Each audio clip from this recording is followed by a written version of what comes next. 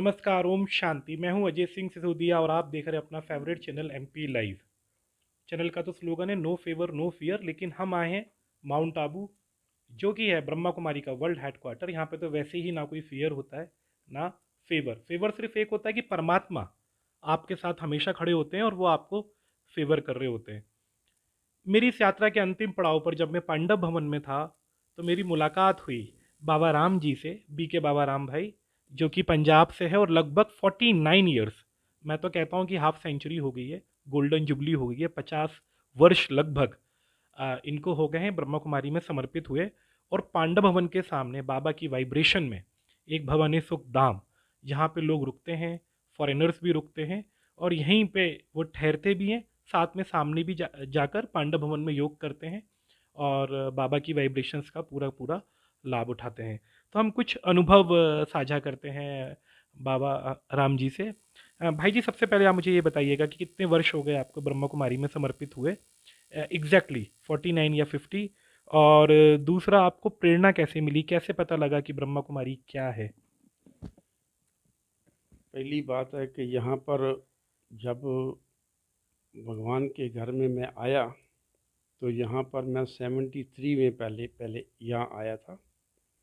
वैसे तो मैं 70 में पहले आया था, सेवा करके चला गया था। फिर 71 में आया, फिर 72 में आया, फिर 73 में आया, फिर 3 के बाद फिर मैं यहीं बैठ गया। बाबा ने मुझे यहीं बैठा दिया सेवा के लिए। फिर मैं यहीं पर अभी हूँ। ये 60 ये अपना 1973 की बात है। 73। तो 73 में जब आप आए तो फिर उसके बाद आप कभी पंजाब गए वापस? पंजाब में मैं फिर 15 साल के बाद घर गया था। जी। 15 साल के बाद घर गया था।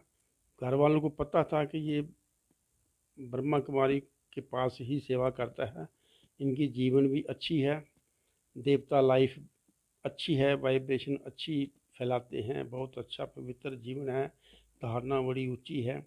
इसलिए वो ज़्यादा विघ्न नहीं डालते थे। उन्होंने बहुत मेरे को विघ्न डालने की कोशिश किया था, लेकिन फिर भी उन्होंने देखा कि अपना जो मेरी लौकिक मदर थी, उन्होंने देखा कि भाई मेरा बच्चा ब्रह्मा कुमारी आश्रम में जाता है और मैं कोशिश करती हूँ कि मेरा जो श्री श्री 108 जगत गुरु गुरु जी के पास जाती हूँ, उनको बोलती हूँ कि महाराज मेरा बेटा जो है इसको अपनी अपनी शक्ति से अपनी तरफ खींच लो। तो मेरे को वो देखा कि वो वहाँ चले गए, वहाँ पर आश्रम पर चले गए। तो मैं बहनों को बोलते हैं उनके अपना गुरु जी, और साथ में उनके साथ शिष्य भी आए थे। उन्होंने कहा कि बाबाराम भाई से हमको मिलना है। तो वहाँ आश्रम पर आए तो मैं अचानक ही योग रूम में बैठा हुआ था, योग कर रहा था। तो उन्होंने जब देखा, पर्दा हटा के देखो ये बच्चा छोटा है, उम्र छोटी है और ये योग कर रहा है, तपस्या कर रहा है, इसकी माँ क्यों विघ्न डाल रही है। तो उन्होंने फिर बहनों ने कहा कि भाई आपको बाबा राम भाई से मिलना है तो उठाएं उनको।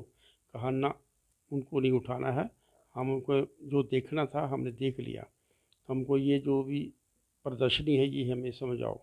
प्रदर्शनी जब उन्होंने पौना घंटा लगा के समझाया, उसके बाद फिर वापस उन्होंने कहा कि बाबा राम को उठाएं। कहा ना, उनको नहीं उठाना, उसकी तपस्या भंग नहीं करनी है, हम अभी चलते हैं। तो फिर उन्होंने वापस फिर कहा कि अच्छा ओपिनियन लिख लीजिए एक लाइन। ओपिनियन क्या लिखा उन्होंने? उन्होंने ये लिखा कि ये ही एक ब्रह्मा कुमारियाँ की शक्तियाँ हैं, देवियाँ हैं, इस धरा पर एक दिन स्वर्ग ला कर के ही रहेंगी। बहुत अच्छा और ऊंचा ज्ञान दे रही हैं। और ये लाइन लिख करके वो चले गए। बाद में अपने आश्रम पर आए और उसी समय फिर मेरी माता भी वहाँ आश्रम पर आई और वहाँ जाकर पूछा कि बेटा को समझाया महाराज। तो उन्होंने कहा कि देख माता, इस बेटे ने आपके लिए जन्म नहीं लिया, इस बेटे ने ईश्वरीय अर्थ से जन्म लिया है। ये वास्तव में अगर आप इसके जीवन में आप विघ्न डालेंगे तो वो आपको भारी पड़ेगा, आप विघ्न मत डालना। इसलिए ये लगन में मगन है, ईश्वरी परमात्मा की याद में रहता है और छोटी उम्र में है। अगर यही बच्चा अगर बड़ा होकर इसी बचपन में ही अगर गलत संग में होता तो फिर आपका नाम बदनाम करता। तो आपने यही कहना था कि ये मेरा बच्चा घर में ना जन्म लेता तो अच्छा था।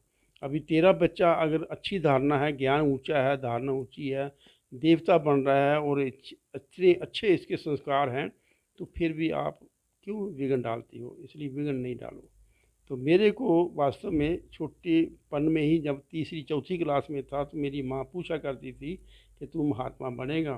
तो मैं पूछा करती थी, क्यों पूछा आपने? तो कहीं नहीं, ऐसे पूछती हूँ। फिर कुछ एक डेढ़ 2 साल के बाद फिर पूछ लिया, आप महात्मा बनेंगे? तो मैं नहीं जवाब देता था। तो फिर मेरे को बाद में उसने असली, जब मैं ज्ञान में आ गया, तो फिर उसने असली बात मेरे को सुनाई कि वास्तव में क्यों पूछती थी, क्योंकि मेरी हाथ किसी ने पकड़ के, दोस्ती ने कहा था कि तेरे पास 2 बच्चे रहेंगे, तीसरा बच्चा तेरे पास नहीं रहेगा। वो बच्चा जो है वो महात्मा व योगी बन जाएगा। वो तेरे लिए इशारा था। तो मैं चेक कर रही थी, टटोल रही थी कि सचमुच आप ही हो सकते हैं, कि आप ही शांत शांत घर में रहते हैं। इसलिए मैं आपको चेक करती थी, इसलिए पूछा करती थी। इसलिए आपके भी अभी योगी बनने के दिन आ गए हैं, इसलिए मैं बिगड़ नहीं डालूँगी अभी। इसलिए वो यहाँ पर जितने भी परिवार हैं, अपना सारा परिवार यहाँ पर आया हुआ है, मधुबन बाबा का घर देख के गए हैं, बहुत खुश होकर गए हैं। और मुझे भी अच्छा लगता है कि भाई बाबा के घर में सबकी आशीर्वाद, सबकी दुआएं मिलती हैं, और मुझे भी अच्छा लगता है। देश विदेश के बाबा के बच्चे आते हैं, बहुत खुश होकर जाते हैं। वो खुशियों वाली जीवन है, कितनी प्यारी जीवन है, निश्चिंत जीवन है, निर्भय जीवन है। और बाबा सदा ही जैसे हमारे अंग संग, बाबा सदा ही हमारे अंग संग रहते हैं। तो हम ईश्वरी परिवार कितना सुंदर है। तो इसलिए बहुत खुश रहते हैं हम, बहुत अच्छा लगता है। और क्या चाहिए जीवन में? मनुष्य को 3 चीज़ें चाहिए। एक प्यार की पालना चाहिए, और दूसरा प्यार की पालना के साथ साथ उनको साथ में खुशी भी चाहिए। अगर खुशी नहीं मिलती है, सब कुछ साधन होते हुए भी अगर खुशी नहीं मिलती है, तो कोई फ़ायदा नहीं है, कोई साधनों का कोई फ़ायदा नहीं है।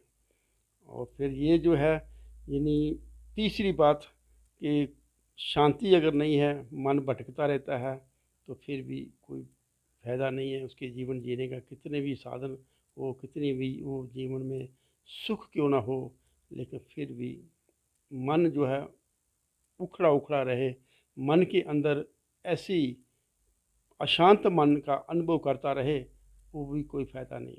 इसलिए यहाँ पर 3 चीज़ें तो बहुत बहुत आवश्यक है हर परिवार के अंदर। प्यार की पालना, शांति और खुशी, ये 3 चीज़ें बहुत ज़रूरी है। वो परिवारों में आजकल नहीं ही मिल रही है। जो यहाँ पर हमें अनुभव किया है कि बाबा ने हमें प्यार भी दिया, और बाबा ने खुशी भी इतनी थी, अपार खुशी दी कि उसका मैं वर्णन नहीं कर सकता हूँ, किन शब्दों से वर्णन करूँ।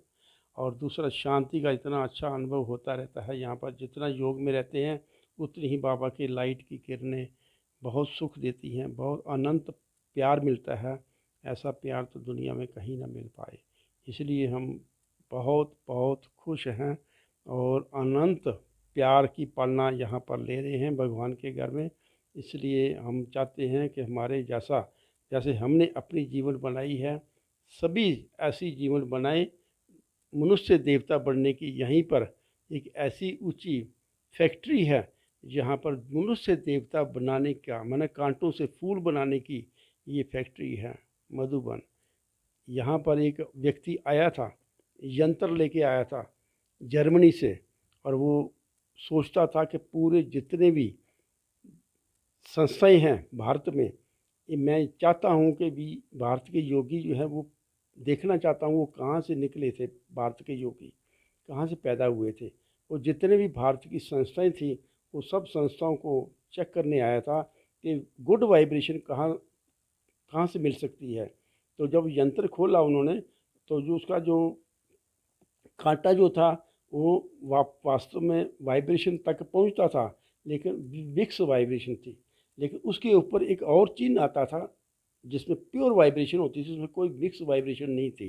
तो वो वहाँ तक किसी का कांटा, किसी भी स्थान पर कांटा वो पहुँचा नहीं था। तो वो किसी ने इशारा किया कि अगर आपको प्योर वाइब्रेशन की अनुभूति करनी है, तो जाओ माउंट आबू में ब्रह्मा कुमारी आश्रम पर जाओ। यहाँ आए, फिर वो वहाँ अपना यंत्र खोला उन्होंने। यहाँ मेन गेट पर, पांडव भवन के मेन गेट पर जब उन्होंने अपना यंत्र खोला, तो खोलते ही जो उनका जो कांटा ऊपर नहीं जाता था, और उस निशान से भी ऊपर पहुंच गया, इतनी स्पीड से गया तो वो खुश हो गया, कहता अब मेरा यात्रा जो है ना भारत की सफ़र यहीं मधुबन में सफल हुई है, क्योंकि यहीं भारत के योगी जो है ना वास्तव में यहीं पैदा हुए हैं, यहीं से ही वास्तव में देवी देवता पैदा होते हैं, और ये मधुबन है सारे विश्व का हेडक्वार्टर। तो इसलिए यहाँ फिर जितना भी डिपार्टमेंट थे मेन और वहाँ सभी तरफ गया था, कांटा देख रहा था, चेक करता था कि कांटा नीचे तो नहीं आता, तो नीचे नहीं आता था वो कांटा, ऊपर ही प्योर वाइब्रेशन दर्शाता था कि वास्तव में यहीं पर प्योर वाइब्रेशन फुल मिल रही है। इसलिए खुश होके वो गया, बहुत आनंद इतना अच्छा भरपूर होके गया कि वो, इसलिए ऐसे तो बाबा के और भी मेरे पास कई अनुभव हैं। और वो आप देखेंगे कि आप बाबा के घर में शांति स्तंभ पर जब 14 विधायक आए थे छत्तीसगढ़ से, मुख्यमंत्री भी आया था, और यहाँ शांति स्तंभ पर जब शीलू बहन समझा रही थी, बहुत अच्छा समझा रही थी, उनमें से एक विधायक ने रिक्वेस्ट किया कि दीदी अगर मैं शांति स्तंभ को अपने हस्तों से टच कर सकता हूँ, तो उन्होंने कहा हाँ टच कर सकते हैं। तो जैसे वो टच किया तो साथ में माथा भी झुका दिया, जैसे माथा झुका दिया तो वो 1 मिनट तक उसको जैसे करंट ऐसे महसूस हो रहा था कि इतनी वाइब्रेशन शांति की अनुभव हो रही है, उसका दिल नहीं कर रहा था कि माथा ऊपर करूं। तो वो 1 मिनट तक लगातार वो अपना माथा झुका ही रखा। उसके बाद उसने अनुभव सुनाया कि बहुत ऊंची स्थान है ये शांति स्तंभ, ये कोई साधारण स्थान नहीं है, ये बहुत ऊंचा स्थान है। और दूसरा विधायक कहता चलो मैं भी अनुभव करके देखता हूँ, उन्होंने भी सेम अनुभव किया। और तीसरा विधायक जब उठने लगा तो उन्होंने कहा नहीं, शीलू दीदी ने कहा नहीं, अभी ऊपर आपका प्रोग्राम है, ये बाद में ये सब आप अनुभव करिए। तो इसलिए यहाँ पर मधुबन में एक एक रतन जो भगवान के घर में आते हैं, बहुत प्रसन्न होकर जाते हैं, बहुत खुश होकर जाते हैं। एक बार की बात है, एक बार महाबलेश्वर आए यहाँ पर, यहाँ मधुबन आए महाबलेश्वर, और उन्होंने यह देखा कि दुनिया में वास्तव में जितने भी संस्थाएं हैं, हर संस्था का मुख्य जो होता है वो वास्तव में जेंट्स होता है, लेडीज़ नहीं। हेड जो है वो लेडीज़ नहीं देखी है हमने। और यहाँ पर जो यहाँ का मुख्य प्रशासक जो है वो यहाँ मुख्य प्रशासक प्रकाशमणि दादी को हम देख रहे हैं।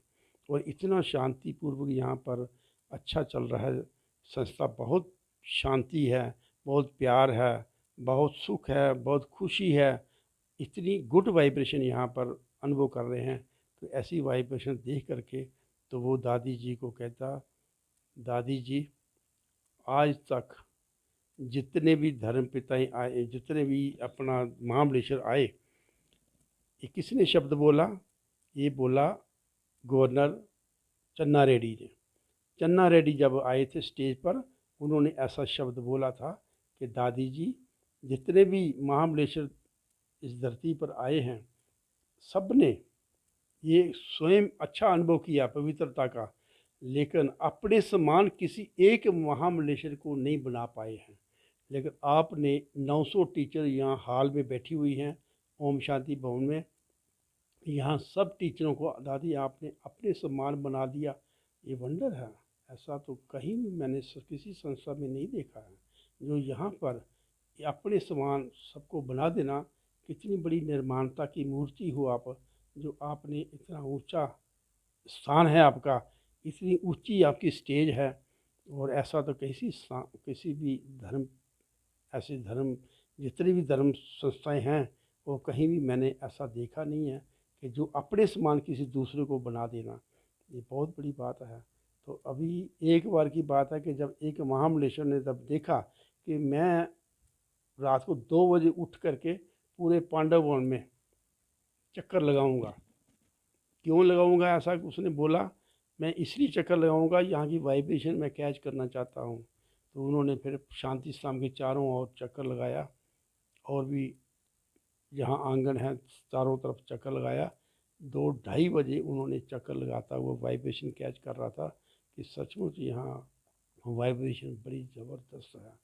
यहाँ से तो मैं तो किस दृष्टि से आया था कि शायद इनमें से इम्प्योरिटी वाले भी हो सकते हैं, लेकिन नहीं, सब हर एक आत्मा जिससे भी मैं मिलता हूँ उससे प्योर वाइब्रेशन के ऐसे अनुभव होते हैं इतनी अच्छी वाइब्रेशन होती है कि मैं ऐसा अनुभव कहीं कहीं नहीं, किसी स्थान पर मैंने नहीं अनुभव किया जितना ऊंचा स्थान हमने यहाँ अनुभव किया। उन्होंने अपनी स्टेज पर ओम शांति भवन में स्टेज पर सुनाया ये अनुभव कि इतना ऊंचा ब्रह्मचर्य, केवल ब्रह्मचर्य में नहीं रहते हो आप ब्रह्मचर्य के ऊपर ऊंची स्टेज आप लोगों की, कि किसी के लिए बुरा नहीं सोचना, किसी के लिए ज़रा भी नेगेटिव ना सोचना, ये बहुत ऊंची बात है।